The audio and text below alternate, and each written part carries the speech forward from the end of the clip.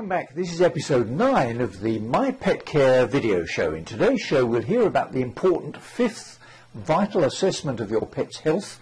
We'll see what Simon's cat has been up to, and we'll see how to deliver puppies.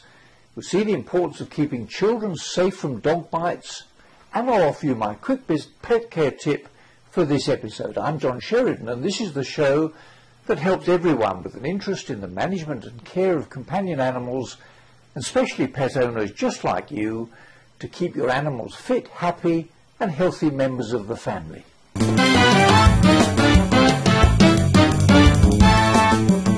More and more veterinary practices around the world recognise the importance of establishing medical and surgical protocols and clinical audit to ensure that the diagnostic and other procedures, clinical management and medication they recommend for their patients, your pets, reflects best practice and is based on up-to-date evidence-based clinical records.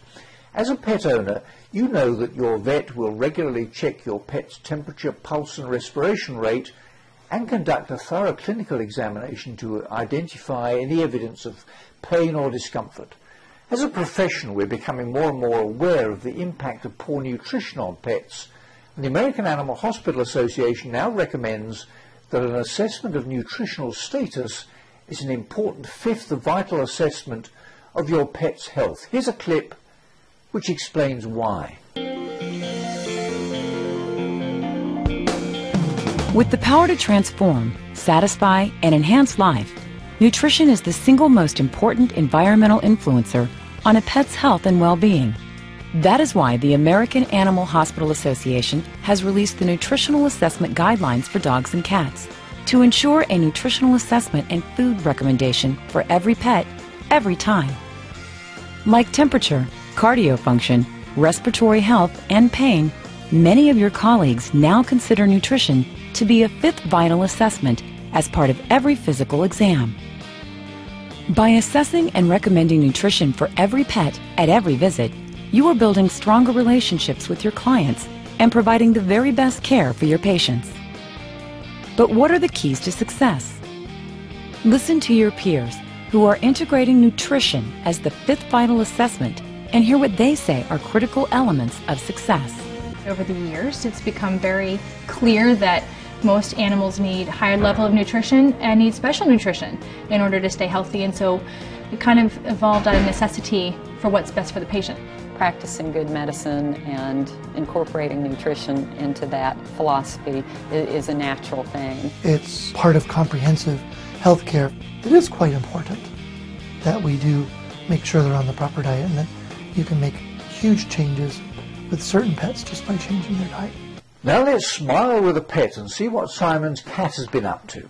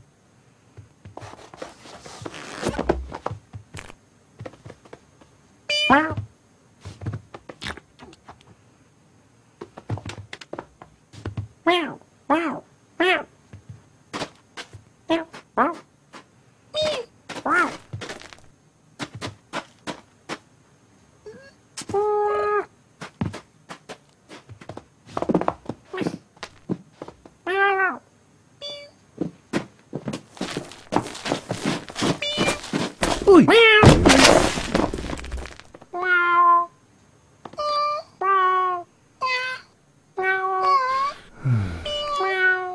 Now for the how-to clip for this episode. Do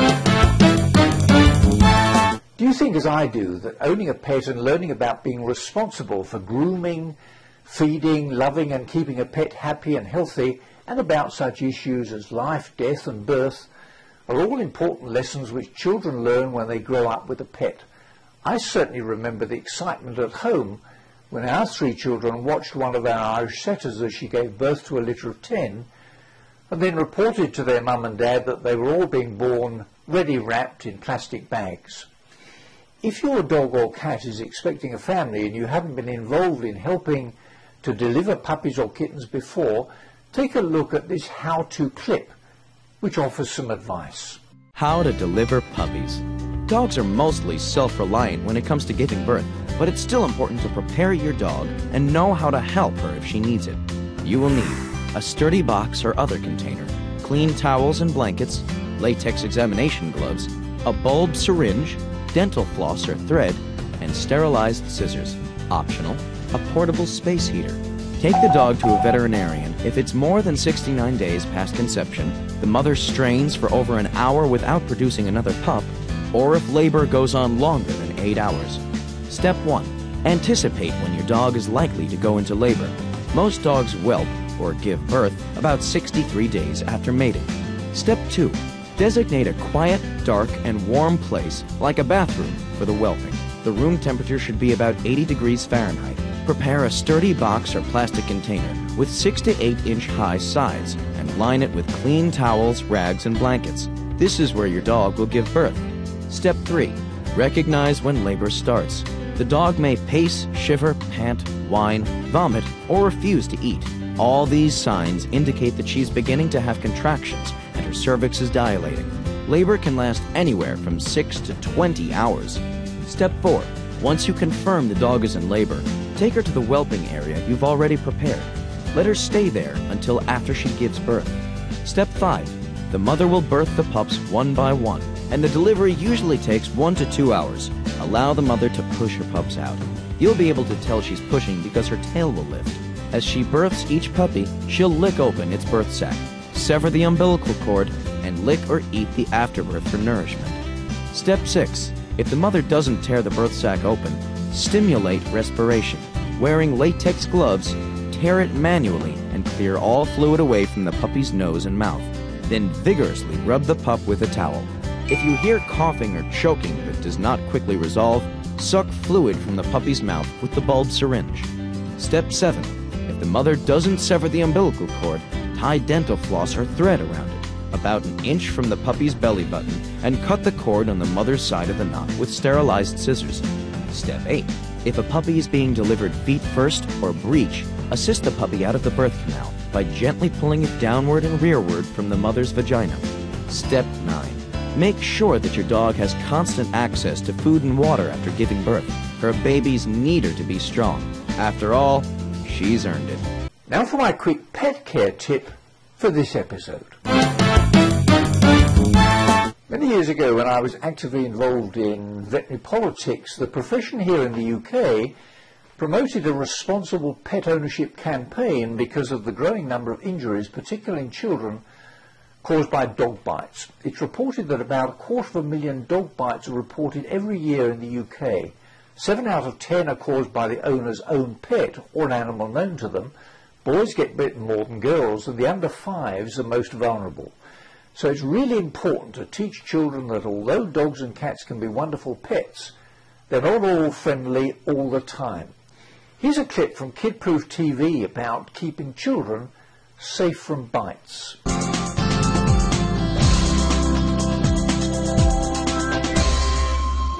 They're known as man's best friend, but are they a child's too? Every now and then we hear a horrible story about an infant or child who has been mauled to death by a dog, usually a family pet. Well, thankfully, these cases are rare, but dog bites are not. Thousands of children across North America are bitten by dogs every year. Most are between the ages of 5 and 9. Boys are bitten slightly more often than girls, and about 70% of bites involve a dog the child knows. We need to remember that children don't know how to read dogs' body language, and children are as impulsive as dogs are. Dina Cooper has been working with dogs for 20 years. She says dogs that are stressed or threatened will give off certain warning signs, like growling. See if you can spot the warning sign in this video. Pedro makes a move that shocks everyone. Watch again. See the dog licking its lips? If the dog starts licking their lips, or starts to pant, or gets up and walks away, those are warning signs. Can you spot some more? Which of these behaviors could be a warning sign that a dog is anxious or tense? If you said number 1, a raised tail, 2, a yawn, and 4, partial whites of the eyes or half-moon eyes, you're right. But knowing what to watch out for is only part of it. You also have to be there with your kids and the dog in the first place. Which brings us to the golden rule. Supervise, be proactive, and don't ever leave your child alone with a dog, because it just takes 2 seconds for something to happen. Stanley, come here, boy. Come on. Dina's daughter Hope is 6 and has grown up with dogs. She explains what kids should do if a strange dog approaches. Be a rock or a tree. If a child runs and screams, chances are the dog's going to get excited because of the high-pitched voice and want to chase after the child. If you stand like a tree or be a rock, chances are the dog will just come and sniff and walk away. Remember, dogs are animals and can be unpredictable, but most pets just want to please. They just want love. That's all they want. So what's my quick pet care tip? Well, it's this. First, be aware of the potential danger of bites from dogs and cats, particularly for children. Next, warn them that dogs and cats aren't necessarily friendly all the time, and that they and you should be aware of some of the warning signs when a pet is stressed or threatened. And always follow the golden rule: never ever leave your child alone with a dog unsupervised. You'll be glad that you did. Well, that's about it for now. I'm John Sheridan, and this is the My Pet Care video show. See you next time.